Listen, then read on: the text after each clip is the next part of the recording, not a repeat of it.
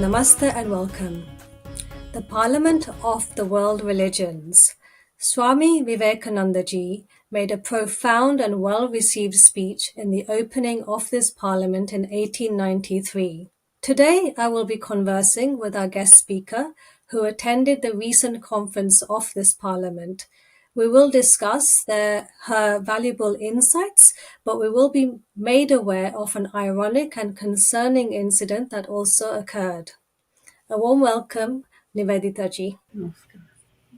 Just a little bit about Nivedita ji. She is a Jivan Vrati of Vivekananda Kendra, Kanyakumari since 1977. Currently, she has a responsibility as All India Vice President of Vivekananda Kendra, where she trains Jivan Vratis, teachers, and coordinates the Vivekananda Kendra Institute of Culture. My pranam to you. So, my first question is to just understand what this parliament is all about, what it stands for, and what its mission is, this World Religions Parliament. When it was the centenary of the Parliament of the Religions of 1893, Mhm.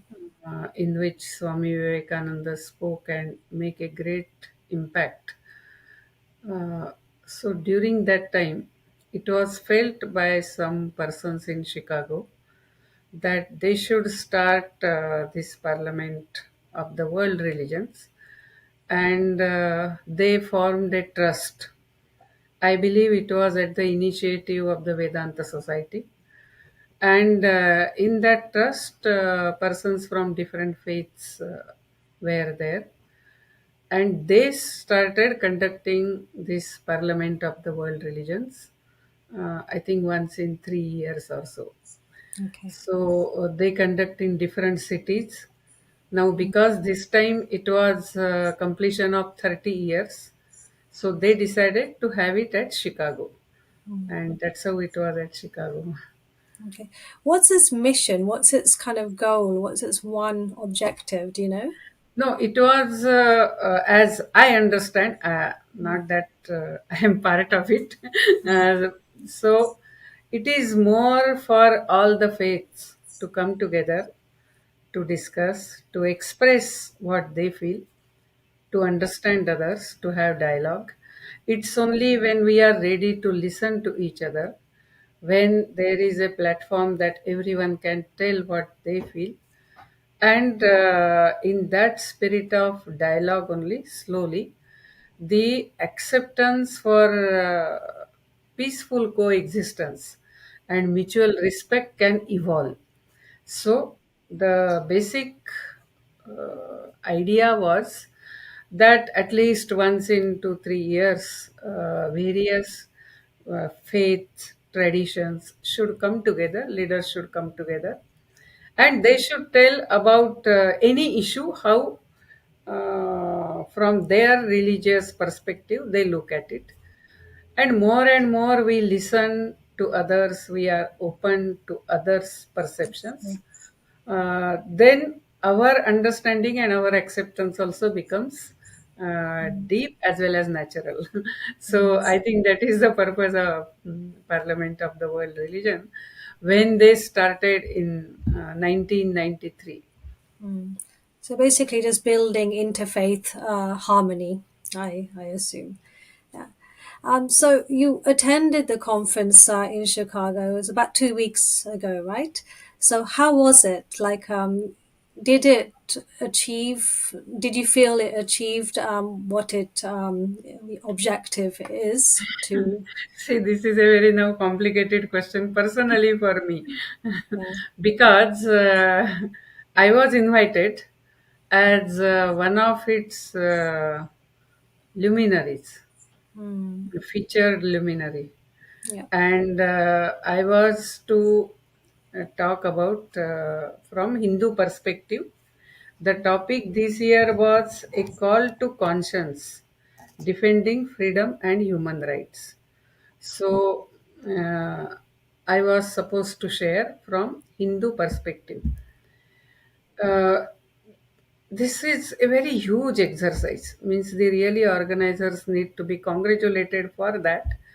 That almost 7,000 plus attendees were there, delegates were there, and almost from 95 countries the delegates had come, and there were total 210 various traditions, religious traditions, and it was at McCormick Center in Chicago. It's a very huge convention center. Apart from few plenaries each day, it was from 14th August to 18th August. So, apart from few plenaries, there were at a time, means in each session, there will be total, in each breakout session, total 40 breakout sessions will be going on in different places. So the center is also was very huge, and all these breakout sessions were going on. So in these breakout sessions, many traditions, even the Native American traditions, then those European traditions which are reviving and going back to their roots, like from Greece, one Waka tradition they had come. Then those who are trying, who feel that they may be even Christians, different Christian denominations, or even other religious faith, but they feel somewhere we have lost connection with the earth, with the nature, with the animals, and they were trying to establish that.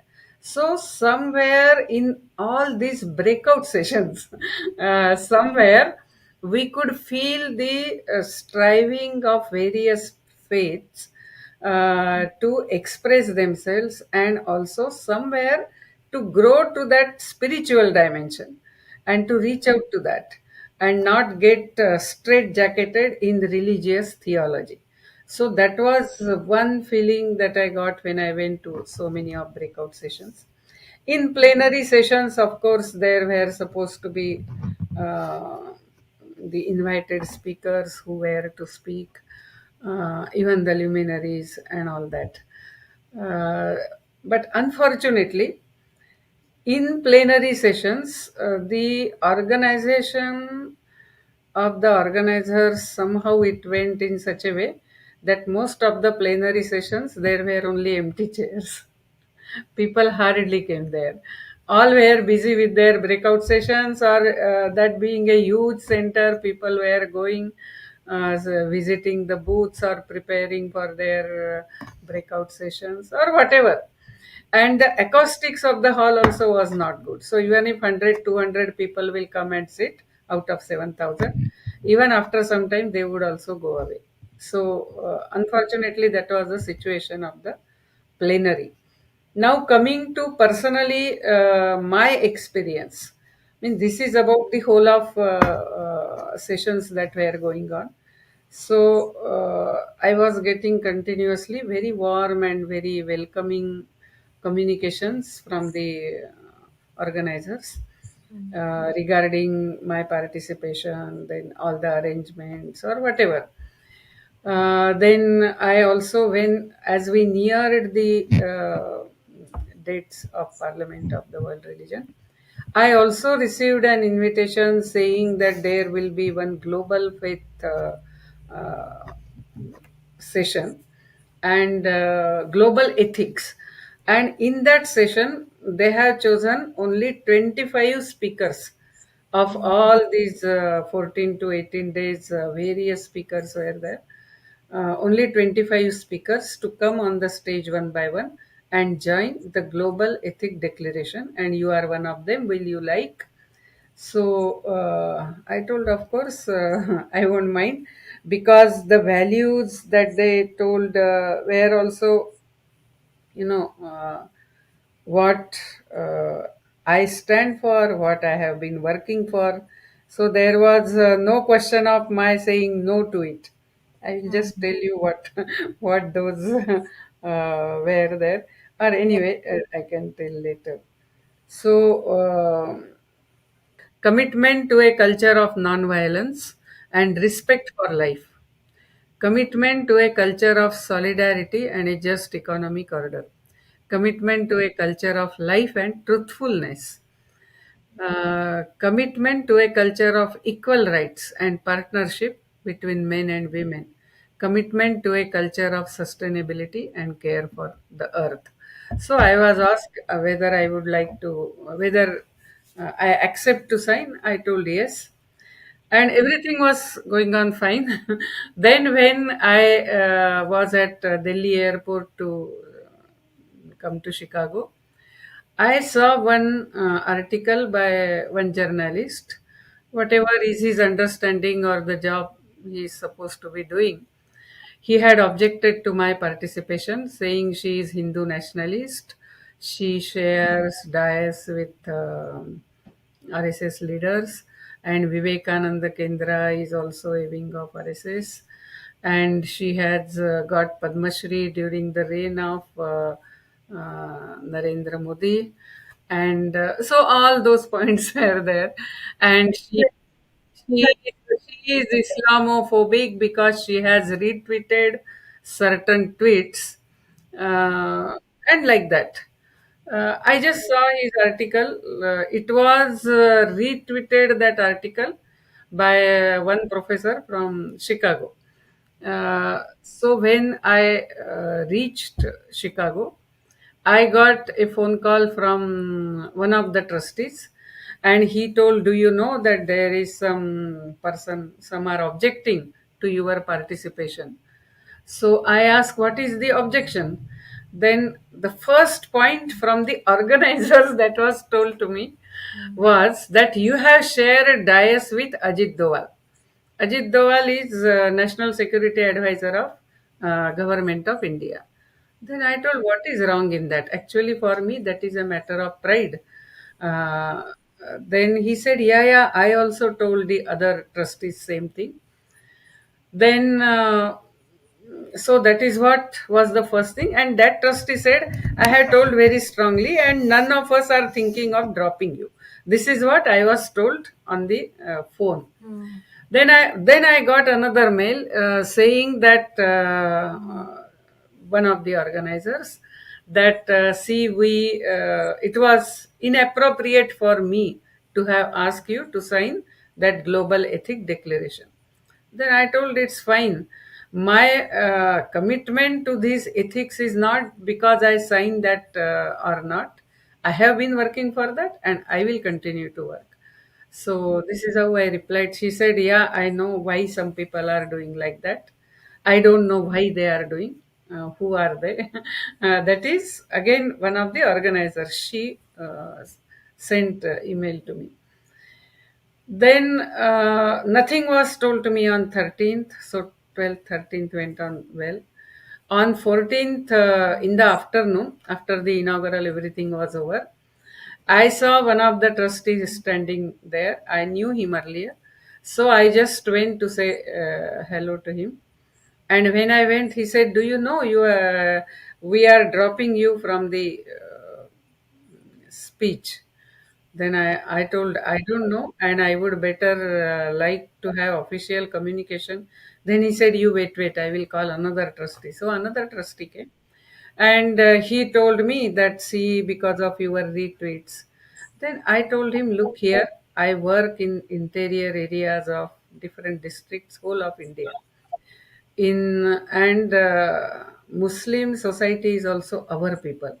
I work for them also.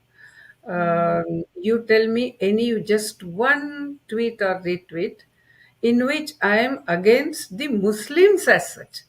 I am never against, because they are all our people. How then he said, no, no, and I told, I would really like to know which is the retweet for which you are objecting. Yeah.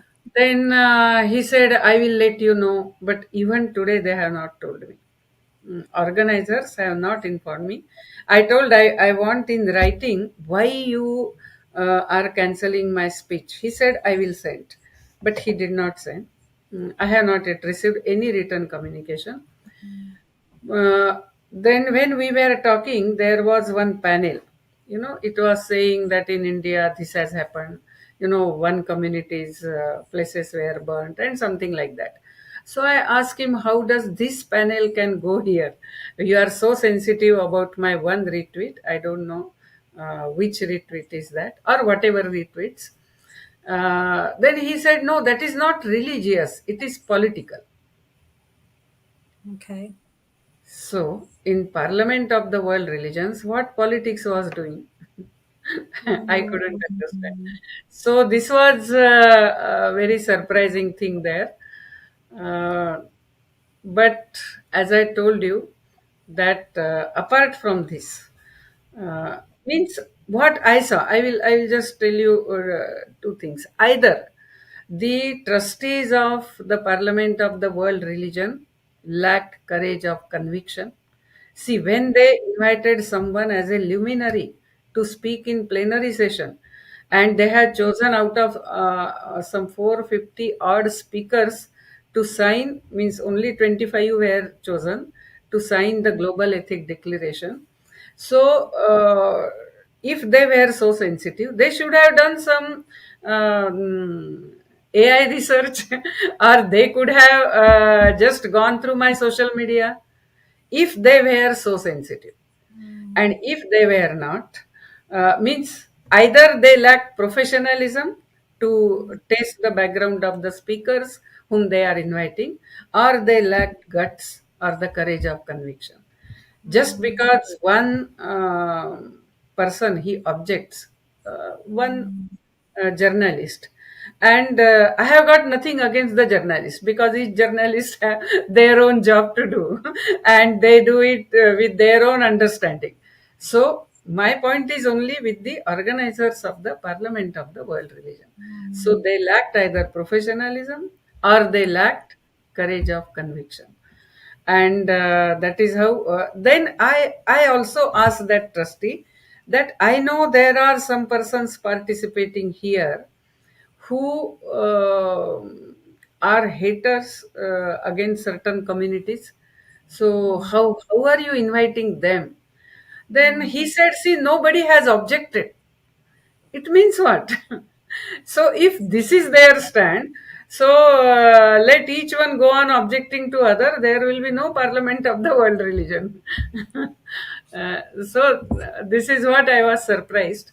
But I will tell you individually whatever interactions I had with all the persons in before coming for the Parliament of World Religion in emails. They were very warm and nice persons. After coming here, maybe individually they are good, but as trustees, as organizers, they have miserably failed. Even the inaugural session was a all chaos. Registration was all chaos, and as I told you, in plenary sessions, hardly anyone was sitting. But the breakout sessions showed, a silent movement in the human society taking place to search our spiritual roots. So that I could perceive there. Excellent. Another interesting thing happened. Interesting, I can say. There was one group from Taiwan, and they had their own breakout session. So they had done lot of homework, and they went through all the speakers list and all. They selected some 12 persons to be honored on the stage, and in that I was also there. So they invited me.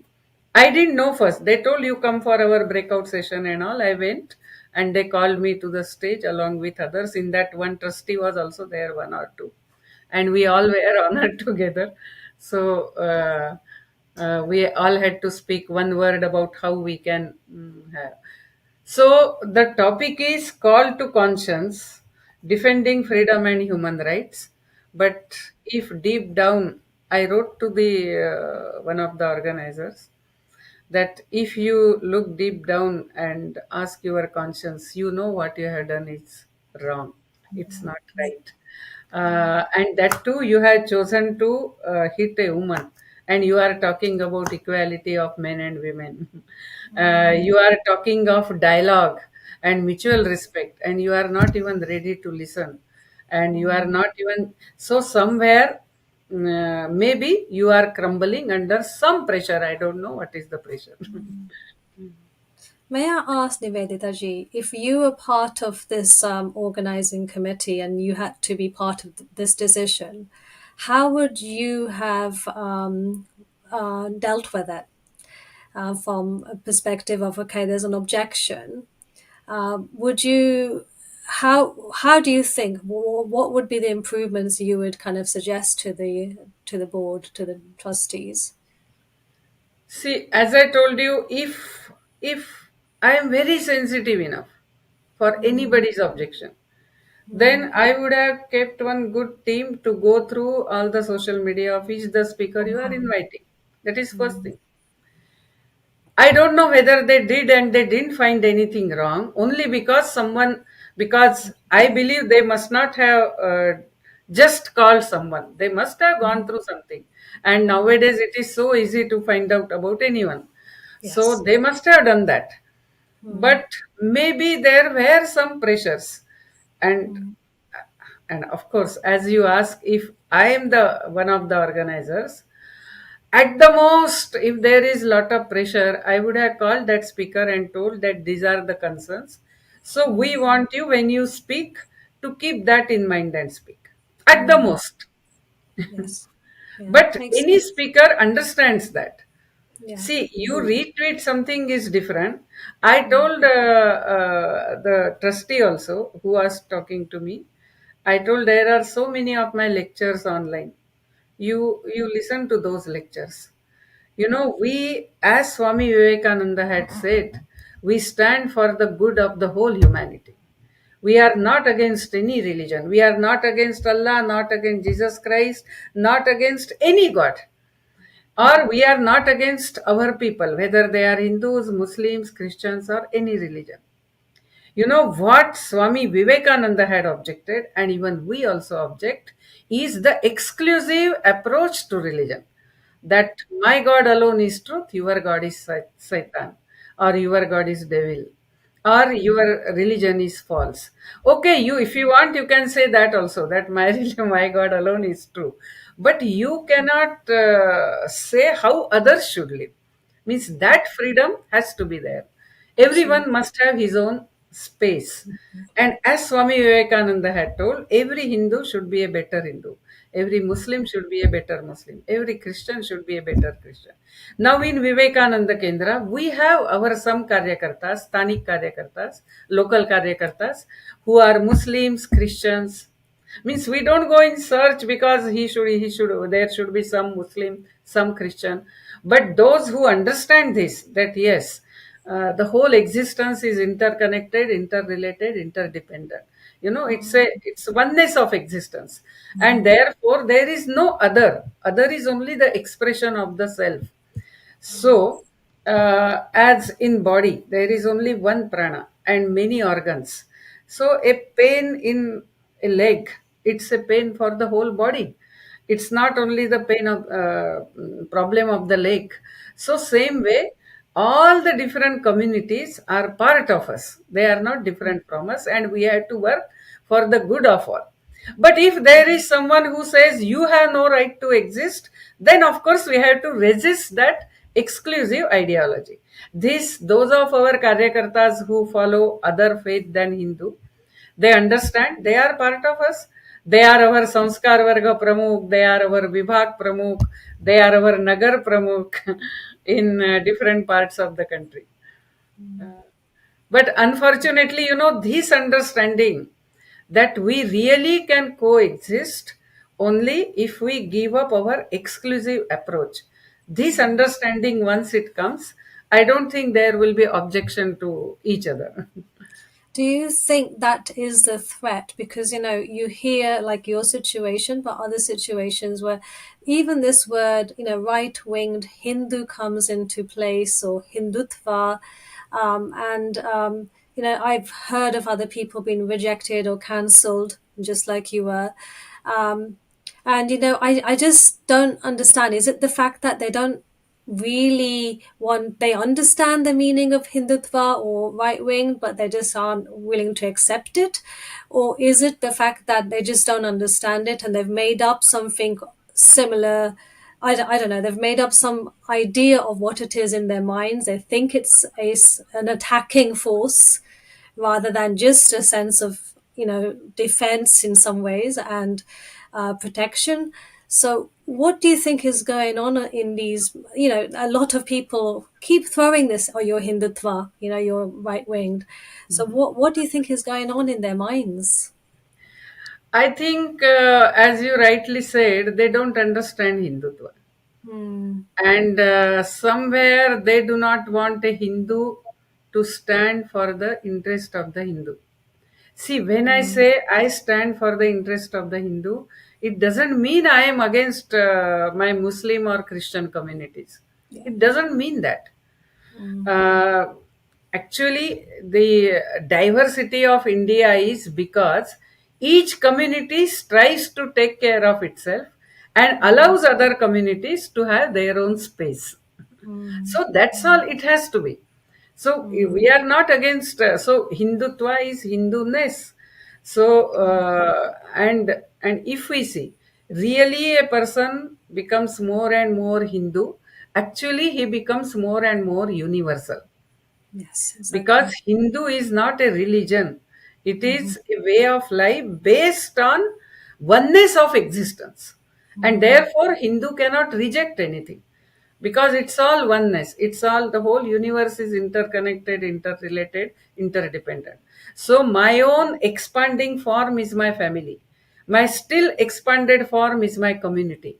My still expanded form is my society, in which all faiths are there. My still expanded form is this whole earth, the whole nature. And therefore, nothing is other.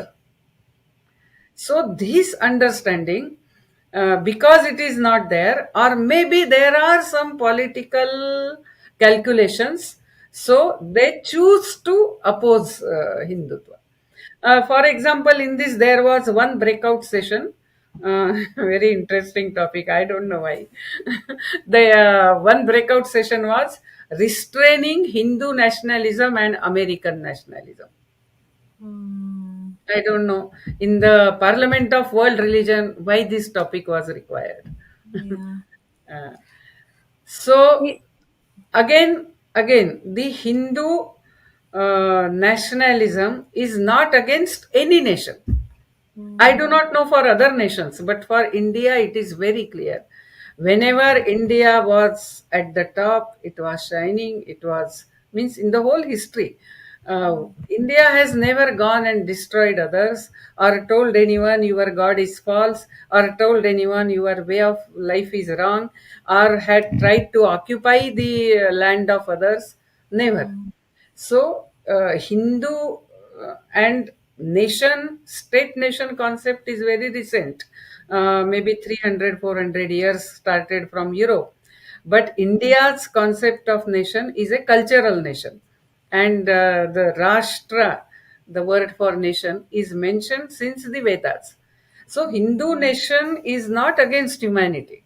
The Yeah. very purpose of Hindu nation is to work in the interest of the humanity. Unfortunately, people do not know that. That's why this session was there. Then I was talking to some speaker about what happened and all. Then he said, "Yeah, I see here," and he is a religious leader, very big religious leader in America. So that person was telling me, yes, this is not a. I saw in the Parliament of World Religion, especially in certain sessions, there was no religion, there was only politics. So it became political. Otherwise, why this topic is required? Restraining Hindu nationalism and American nationalism. Exactly. That's very political. It's extremely political, that topic in itself, right? And this is where I was kind of quite curious because, the objective of this parliament being, bringing interfaith harmony. Yeah. And then I'm just thinking, but in some I can would that be a bit too boring? I'm sure people would like a little spice in that, and this is the spice in some ways, right? Because otherwise everyone will just be agreeing with each other, agreeing with that, which that's how it should be. But then maybe these discussions need to happen in some ways. They need to come up and be explained. So in some ways, a little political conversation is required, right? Even in these platforms. But my other question I was just thinking is people's impression of Hindutva, this Hindu nationalism. Now I'm just thinking about Hindus themselves. Um, and what you said, I completely agree, and I completely stand for that as well. In respect to, as further right you go, you actually become more universal. Um, but do you think all Hindus also think like this? And this might be a bit of a controversial question to you. I think it might come out of a little bit of a misunderstanding or whatever. So there's still a lot of clarity we have to give to our own people. Would you agree to that, or what's your feelings? Clarity about Hindutva? Yeah, Hindutva, even to our own people, like what that actually means. Yeah, And yeah, it is required because unfortunately, in India, our system of education still does not properly make us aware about history of India, culture of India, or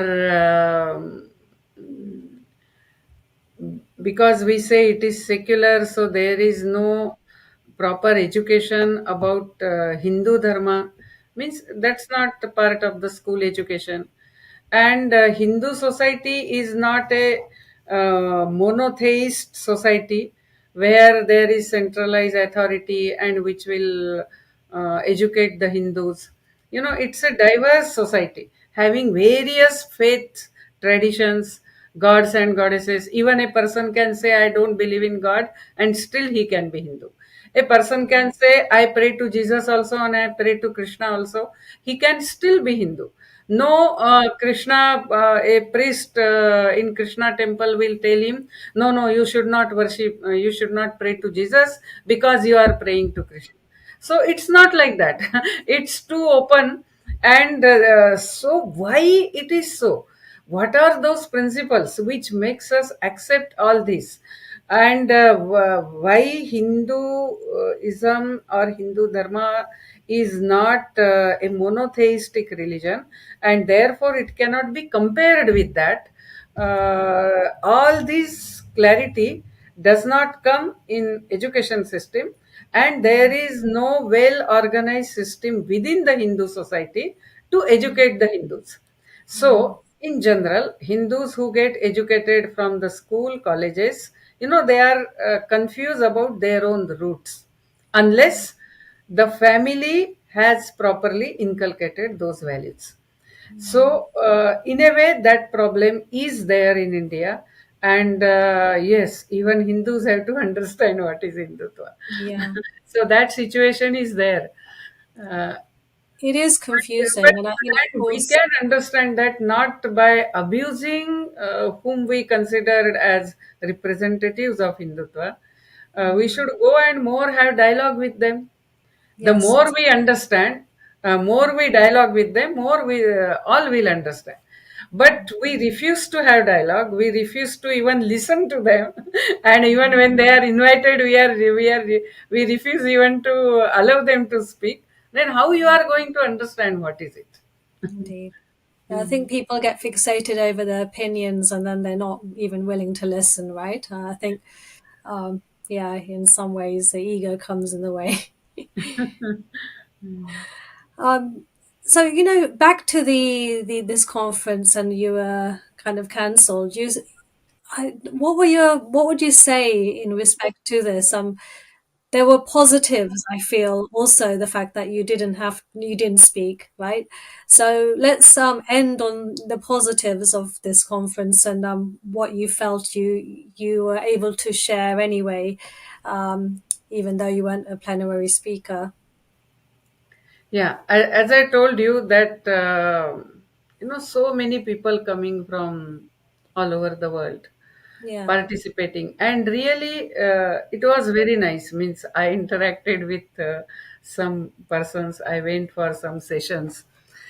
So these persons were away from that politics which was going on at the organizers level, or whatever sponsors were there at their level, I do not know. That was one thing. Second thing, the efforts of all to go deep down and go beyond the confines of religion. uh, if a religion is theological, or saying this only is truth, this is not truth, but ultimately human soul is free and it longs for freedom, so it cannot be kept in the confines of theology for too long. And that is where some efforts start to come out of that. That doesn't mean I reject my God or whatever, whomsoever, whatever God is there, but I try to understand that same God as more universal, as giving space to all, as even helping me to realize my real nature. So, such efforts unknowingly or knowingly were going on. As Swami Vivekananda had said, whether we want it or not, human soul will claim its rightful position. You may try to suppress it, you may try to put it in certain what to say, rackets or jackets, whatever, certain potholes, but that will not happen. The human soul ultimately will free itself. So this is what is happening. So many efforts are taking place, and as I told you, Taiwan group. We know the problems of Taiwan, but the way they were so very sweet people, and very nice. Their dances were there, longing for peace, to have their own space and live. And so their program was a very touching program. Uh, so it's fine. The Parliament of World Religion gave, in a way, provided an occasion for all these people to come together. But more they become truthful and in real sense of interfaith dialogue if they enter. Not getting afraid of listening to criticism. Mm. And see, there has to be freedom to criticize, there has to be freedom to respond to criticism. Both should be there. Yes. And if that freedom is there, only then a stage will come when we will start understanding each other. And I think in that way, this was really good. And I congratulate them, but I also wish they had more guts, they had more courage of conviction. So the intentions are good, but there's still some improvement required there by them. Would you attend again? Would you attend in 3 years' time I for the will next send them my retweets first, whatever are my Twitter handle. double If they check? invite me, I will tell them, you first please go through it. If it's okay for you, only you invite me. Some Yes, people were telling you, wait, they may again invite you. I told no. I don't need a platform to speak. of See, course. it's whatever has to be done gracefully. Hmm. And if they refuse to do that, I also refuse to speak. Hmm. Indeed, indeed. Well, Dhanyavad Nivedita ji, that was really, really, insightful, and your time, for giving your time and making us aware of this parliament. I was not aware of it until, I got in touch. So I think it was, it's really important to have these discussions to understand where these little, where people are refraining and inviting those who are deemed to be Hindu nationalists. We need to get into this more and allow this conversation to happen. Why is this happening, right? So I think that was the point of today's conversation in particular. So thank you for making us understand the whole situation. Any parting words? Any last concluding words you'd like to give? Any last concluding words? If we understand oneness of existence, we are different, we are diverse, but it is the same being, the same life, the same Atman, same Chaitanya, consciousness, whatever you may call. Or you may call it Ishvara, God, Allah, whatever. That runs through all of us. And the day people will realize it, then this hatred or even fear of others will cease. I'm going to leave it there. Thank you. Thank you. Thank you to the audience.